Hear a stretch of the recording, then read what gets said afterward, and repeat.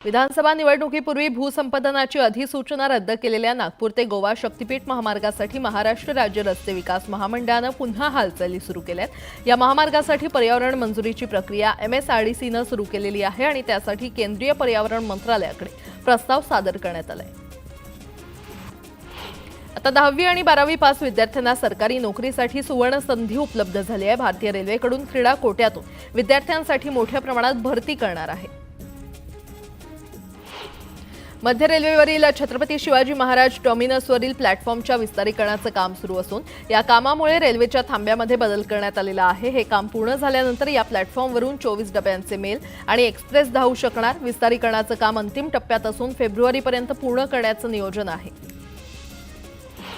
आता प्रवाशांना ट्रॅव्हलच्या तिकिटातच विमान प्रवास करता येणार आहे। एअर इंडिया एक्सप्रेसनं फ्लॅश सेलची घोषणा केली आहे। यात फक्त 1500 रुपयांपेक्षा कमी किमतीमध्ये विमान प्रवास करता येणार आहे। 19 जानेवारीला आरे ते BKC या पहिल्या टप्प्यातील भुयारी मेट्रोच्या विमानतळ T2 स्थानकाचं प्रवेशद्वार देखभालीसाठी बंद ठेवण्यात येणार आहे आणि त्यामुळे प्रवाशांना A2 या प्रवेशद्वाराचा वापर करता येणार नाही। राज्यातील अनेक बस स्थानकं बांध वापरा आणि हस्तांतरित करा या तत्वावर विकसित करण्यात येत आहेत आणि या ST आगारांमध्ये प्रत्येक जिल्ह्यात 25 तर मुंबईतील बोरिवली आगारात 100 खाटांचं रुग्णालय ST कर्मचाऱ्यांसाठी सुरू करण्यात येणार आहे। राज्यातील 1,40,000 डॉक्टरांची नोंदणी पूर्ण करण्यात आलेली आहे। मात्र ज्यांनी अद्यापही नोंदणी केली नाही त्या डॉक्टरांवर नववर्षात कारवाई केली जाणार आहे असा निर्णय महाराष्ट्र वैद्यकीय परिषदेनं घेतलाय। राज्यातील वैद्यकीय महाविद्यालयांमध्ये स्तनपान कक्ष बांधण्यात येणार आहे। सामाजिक उत्तरदायित्व निधीतून 70 हिरकणी कक्ष साकारण्यात येणार आहेत। टोरेस घोटाळ्याप्रकरणी मुंबई पोलीस आयुक्त विवेक फणसळकर यांनी पोलिसांच्या कामकाजाबाबत नाराजी व्यक्त केलेली आहे। यावेळी त्यांनी मुंबईतील वित्तीय आणि गुंतवणूक संस्थांची माहिती गोळा करण्याचे आदेश यंत्रणांना दिलेत। चीनमध्ये HMPVनं हाहाकार माजवला असताना आज दुसरीकडे मंकीपॉक्स व्हायरस क्लॅब 1B नवीन व्हेरिएंटनं धडक दिलेली आहे। एका प्रवाशामध्ये हा संसर्ग आढळून आलाय। या व्यक्तीच्या संपर्कात आलेल्या 4घांनाही याची लागण झाली आहे। भोगीनिमित्त मार्केट यार्डातील घाऊक बाजारात फळभाज्यांची मोठी आवक झाली आहे। भाज्यांना मागणी वाढल्यानं भेंडी, पापडी, वालवर, पावटा, वांगी, गाजर आणि भुईमुग शेक या फळभाज्यांच्या दरात 10 ते 20% वाढ झाली आहे।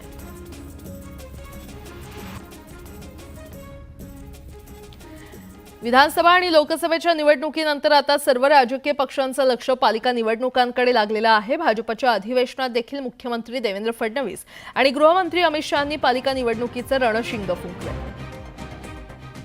विधानसभा निवडणुकीत महायुतीनं यश मिळवलेलं दरम्यान आता सर्वांचंच लक्ष महापालिका निवडणुकांकडे लागलंय। याच दरम्यान भाजपच्या अधिवेशनात मुख्यमंत्री फडणवीस आणि गृहमंत्री अमित शहांनी पालिका निवडणुकांचं रणशिंग फुंकलंय। तर फडणवीसांनी एक महत्त्वाची माहितीही दिली आहे। येत्या 3-4 महिन्यात या निवडणुका होतील। या निवडणुकांची तयारी देखील आपल्याला करायची आहे। दरम्यान अमित शहा यांनी भाजप कार्यकर्त्यांमध्ये प्रचंड ऊर्जा भरली आहे। आपलं पुढचं लक्ष आगामी स्थानिक स्वराज्य संस्थेच्या निवडणुका जिंकण्याचं आहे।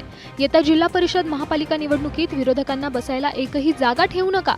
पालिका निवडणुका आपण जिंकणार असल्याचा विश्वास शहांनी व्यक्त केलाय। मुंबई तक आवाज जानी चाहिए कि आने वाले स्थानीय स्वराज के चुनाव में इससे भी प्रचंड विजय भाजपा की होने वाली है। या अधिवेशनात मुंबईसह नागपूर, छत्रपती संभाजीनगर, नाशिक आदी महत्त्वाच्या महापालिका आणि त्याचबरोबर जिल्हा परिषद पंचायत समिती निवडणुका जिंकण्याचा निर्धार भाजपनं केलाय। पुढची बातमी पाहूया। सध्या शिवसेना, उबाठा आणि शरद पवार यांच्या राष्ट्रवादीकडून भाजप संदर्भात चांगली वक्तव्य केली जात आहेत आणि त्यामुळे राजकीय वर्तुळात चर्चा रंगल्या असताना अमित शहा यांनी शिर्डीतील अधिवेशनात शरद पवार आणि उद्धव ठाकरे यांना घेरलं आणि त्यांच्यावर घणाघाती टीका केली। शरद पवार अनेक वर्ष देशात मंत्री होते, महाराष्ट्राचे मुख्यमंत्री देखील होते। मात्र ते शेतकरी आत्महत्या थांबवू शकले नाहीत असं म्हणत अमित शहा यांनी शरद पवारांवरती टीका केली आहे। शरद पवार जी ने जो दगा फटका की राजनीति शुरू की थी उसको 20 फुट जमीन में दफनाने का काम आप लोगों ने। शरद पवारांनंतर शहांनी ठाकरेंकडे आपला मोर्चा वळवला। उद्धव ठाकरे यांनी सुद्धा 2019 मध्ये आमच्यासोबत द्रोह केला। त्या उद्धव ठाकरे यांना धडा शिकवण्याचं काम तुम्ही केलं। विधानसभा निवडणुकीत त्यांना त्यांची जागा दाखवली अशी टीका त्यांनी केली। झूठ फरेब कर मुख्यमंत्री बने थे वो उद्धव ठाकरे जी को आपने उनकी जगह बताने का काम किया है। एकनाथ शिंदे यांची शिवसेनाच बाळासाहेब ठाकरेंची शिवसेना आहे आणि अजित पवार यांचीच खरी राष्ट्रवादी काँग्रेस पार्टी असं म्हणत शहांनी ठाकरे आणि पवारांना पुन्हा एकदा डिवचलंय. पुन्हा एकदा बातम्या वेगवान स्वरूपात. पालिकेतर्फे रस्ते धुवून स्वच्छ करणं, रस्त्यावरील धूळ साफ करणं, त्यासह कचरा उचलणं या कामांसाठी वेगवेगळ्या अद्ययावत यंत्रांचा वापर केला जातो आणि त्यासाठीच मार्चपर्यंत आणखी 15 यांत्रिकी झाडू आणि कचरा उचलणारी यंत्र घनकचरा विभागाच्या ताफ्यात दाखल होणार आहेत. येत्या काळात पुण्याची ओळख इलेक्ट्रॉनिक क्लस्टर म्हणून समोर येईल. उद्योजक आणि कंपन्या पुण्यामध्ये आकर्षित होऊन रोजगाराच्या संधी उपलब्ध होतील असं मत मंत्री अश्विनी वैष्णव यांनी व्यक्त केलंय. शिवडी नावाशिवाय अटल सेतूवरून वर्षभरात 82,81,000 वाहनांनी प्रवास केलाय. दर दिवशी सरासरी 22,814 वाहनांचा या मार्गावरून प्रवास होतोय. कष्टकरी सर्वसामान्य नागरिक, महिला आणि शिक्षण घेणारे विद्यार्थी आणि ज्येष्ठ नागरिक अशा सर्व घटकांसाठी ठाणे, मुंबई आणि मुंबई महानगरासह संपूर्ण राज्यात परवडणारी घरं उभारण्याचा महायुती सरकारचा अजेंडा असल्याची माहिती उपमुख्यमंत्री एकनाथ शिंदे यांनी दिलेली आहे. सर्वसामान्यांच्या घरासंबंधी कायदा करणं आणि त्याची अंमलबजावणी करण्याची जबाबदारी आपण घेत असल्याची ग्वाही शिंदे यांनी दिली. म्हाडाच्या मुंबई इमारत दुरुस्ती आणि पुनर्रचना मंडळाच्या बहुसूचित सोडतीतील पात्र भाडेकरूंच्या निकटच्या वारसांना आता सदनिकेचा सशर्त ताबा देण्याचा निर्णय घेण्यात आलेला आहे. म्हाडा उपाध्यक्ष संजीव जयस्वाल यांनी हा निर्णय घेतलाय.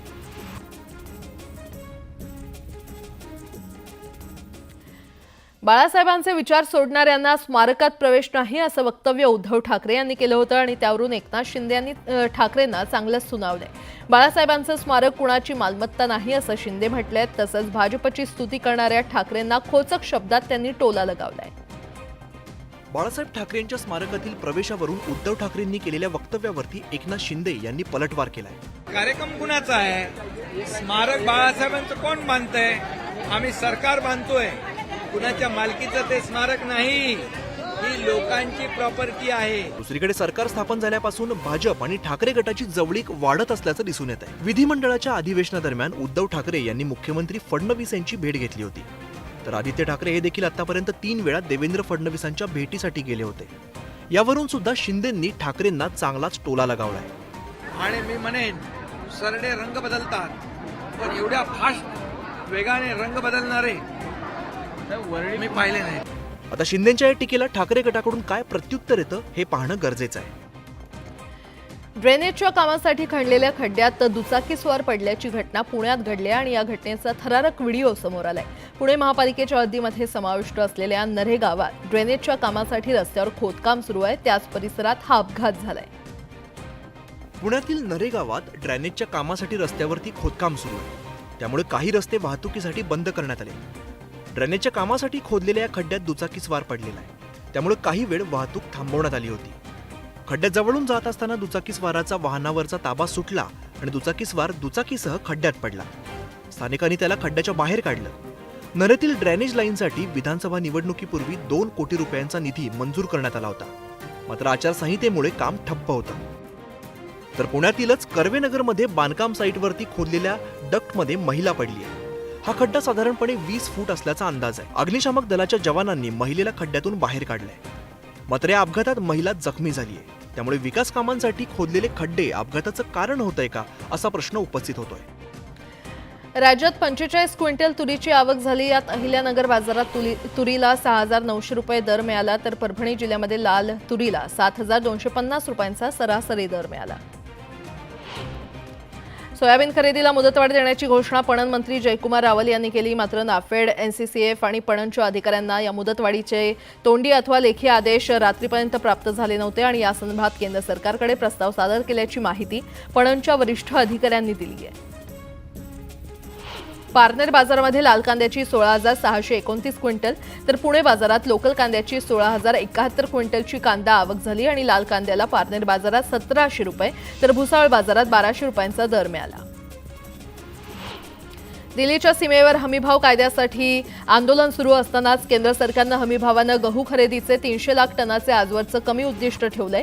सरकारी गहू खरेदी मध्य प्रदेश खालोखाल प्रामुख्यानं पंजाब हरियाणामधून होते आणि त्यामुळे केंद्र सरकारच्या निर्णयाची सर्वाधिक झळ आंदोलनामध्ये सक्रिय असलेल्या पंजाब हरियाणाला फटका बसण्याची शक्यता आहे.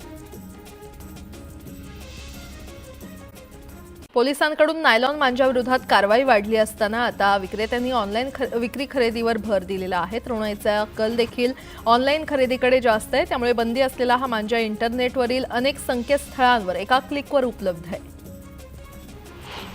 नाशिक शहरात एकाच दिवसात 1,09,000 रुपयांचा नायलॉन मांजा जप्त करण्यात आला आहे. स्थानिक गुन्हे शाखा विभाग 1 च्या वतीनं ही कामगिरी करण्यात आली आहे. गुन्हे शाखा 1 चे वरिष्ठ पोलीस निरीक्षक मधुकर कड यांच्या मार्गदर्शनाखाली अधिकारी आणि कर्मचारी यांची पथकं तयार करण्यात आली आहेत. मालेगावच्या टेहरे फाट्याजवळ मुंबई आग्रा महामार्गावर भरधाव वेगानं जाणाऱ्या कारनं 8 वर्षाच्या मुलाला धडक दिली. अपघातानंतर त्या मुलाला काही मीटर फरफटत नेल्यानं त्याचा जागीच मृत्यू झालाय. थरकाप उडवणारी घटना सीसीटीव्हीमध्ये कैद झाली असून कार चालक फरार आहे. यावेळी संतप्त नागरिकांनी रास्ता रोको आंदोलन केलं. गेल्या काही दिवसांपासून वातावरणात सातत्यानं बदल होत आहेत. पहाटेच्या किमान तापमानातील वाढ ही अत्याधिक असल्यामुळे थंडीचा प्रभाव संपूर्ण महाराष्ट्रात कमी झालाय. बंगालच्या उपसागरातून वारे महाराष्ट्रावर आर्द्रता आणत असल्यामुळे पुढील आठवडाभर थंडीचा प्रभाव असाच कमी असेल. मुंबई शहर आणि उपनगरात थंडी जाणवत असून पारा 20च्या आत आहे. रविवारी मुंबईमध्ये 17 अंश सेल्सिअस तापमानाची नोंद झाली आहे, तर आणखी 2 दिवस तापमानात घट होण्याची शक्यता आहे.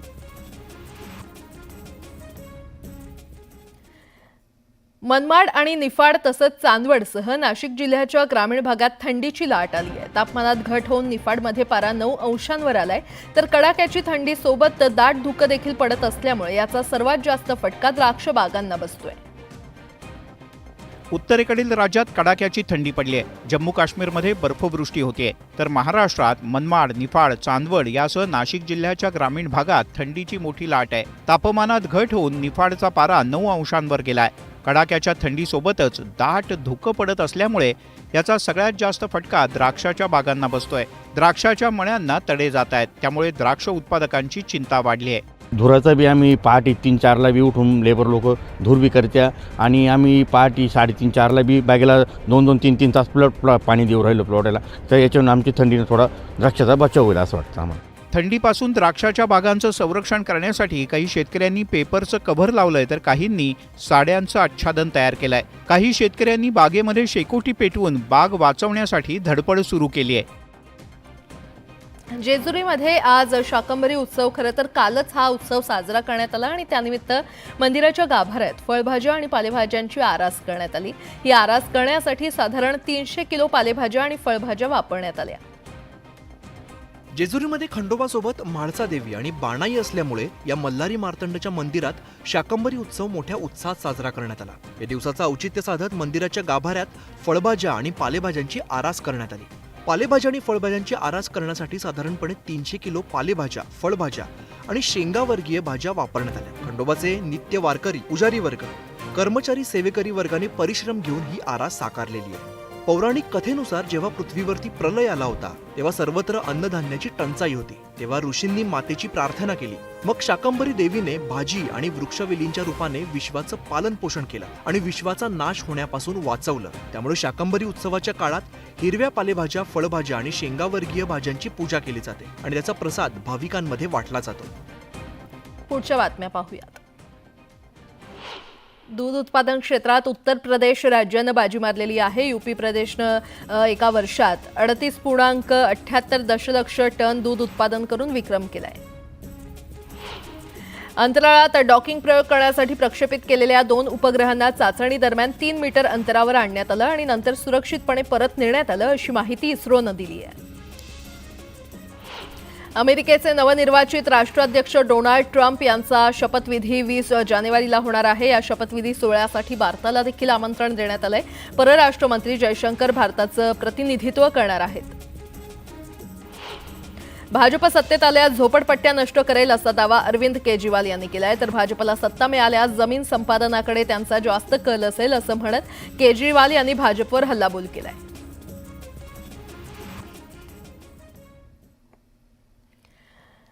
महाराष्ट्राचं कुलदैवत असणाऱ्या खंडोबाच्या जेजुरीमध्ये पौष पौर्णिमेनिमित्त गाढवांचा ऐतिहासिक बाजार भरतो. जेजुरीच्या गाढवांच्या पारंपरिक बाजारात काटेवाडी, गावठी आणि विविध प्रकारचे हजारो गाढवं दाखल होत असतात. खरं तर आज पौष पौर्णिमा आहे आणि आजच भाविकांनी जेजुरीमध्ये गर्दी केली आहे. महाराष्ट्राचं कुलदैवत असणाऱ्या खंडोबाच्या जेजुरीत पौष पौर्णिमेनिमित्ताने ऐतिहासिक गाढवांचा बाजार भरतो.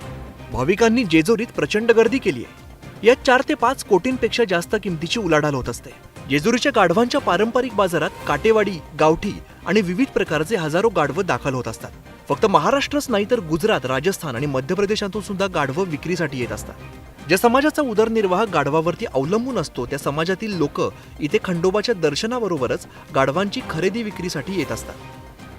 10,000 रुपयांपासून ते लाखो रुपयांपर्यंत भाव या गाढवांना मिळतो. बाजारामध्ये गाढवाचे दात, वय पाहून त्याची किंमत ठरवली जाते. 2 दातांच्या गाढवांना दुवान म्हणतात. 4 दातांच्या गाढवांना चव्हाण, कोरा, अखंड, जवान असं म्हटलं जातं. पूर्वी काठेवाडी गाढवांची विक्री उधारीमध्ये व्हायची. पुढच्या बाजारात उधारी दिली जात होती. मात्र आता गाढवांची संख्या कमी होऊन मागणी वाढल्यामुळे उधारी विक्रीवरती बंदी झाल्याचं कळतंय. सोलापूरचे ग्रामदैवत शिवयोगी सिद्धरामेश्वर महाराजांच्या मानाच्या 7 नंदीध्वजांच्या मिरवणुकीला सुरुवात झाली आहे. सोलापूरसह कर्नाटक, आंध्र प्रदेश, तेलंगणा या राज्यातून भाविक मोठ्या प्रमाणात सोहळ्यात सहभागी होत आहेत. यामुळे ग्रामदैवत सिद्धरामेश्वर महाराजांची यात्रा ही समतेची संदेश देणारी यात्रा म्हणूनही ओळखली जाते.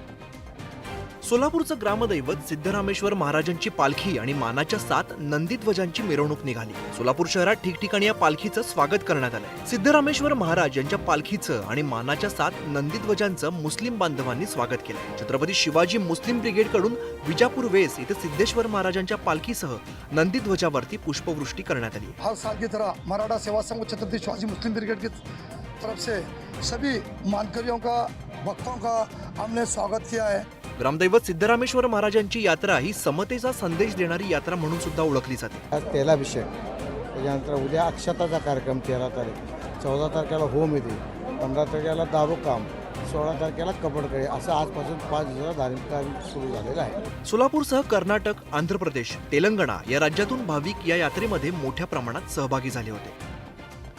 अमरावतीमध्ये गोल्डन फायबर कंपनीतील कामगारांना पाण्यातून विषबाधा झाल्यानं खळबळ माजली आहे. 100हून अधिक महिलांना उलट्यांचा त्रास झालाय आणि या घटनेविरोधात युवा स्वाभिमानचे कार्यकर्ते आक्रमक झाले. अमरावतीच्या नांदगाव पेठ MIDC मधील गोल्डन फायबर कंपनीतील कामगारांना पाण्यातून विषबाधा झाली आहे. जवळपास 100 पेक्षा अधिक महिलांना उलट्यांचा त्रास झालाय. या महिलांना उपचारासाठी जिल्हा सामान्य रुग्णालयात दाखल करण्यात आलंय.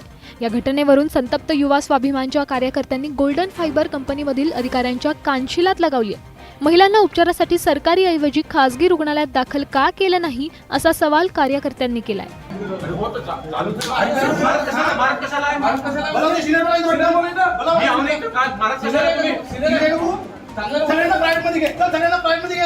या घटनेची माहिती मिळताच खासदार बळवंत वानखेडे यांनी रुग्णालयात धाव घेत महिलांची विचारपूस केली. त्यांनी सामूहिक जेवण नव्हतं तिथं, त्याच्यामुळे फूड पॉयझन काही विषय नाही, हे पाण्यातूनच झालं असा प्राथमिक अंदाज आहे. दरम्यान या कंपनीतील पाण्याचे नमुने तपासणीसाठी सध्या पाठवण्यात आलेत. तर गावाकडच्या सगळ्या महत्त्वाच्या बातम्या आपण वेगवान स्वरूपात आणि सविस्तर रूपात जाणून घेतल्यानंतर यापुढे देखील बातम्यांचा ओघा असा सुरू राहणार आहे.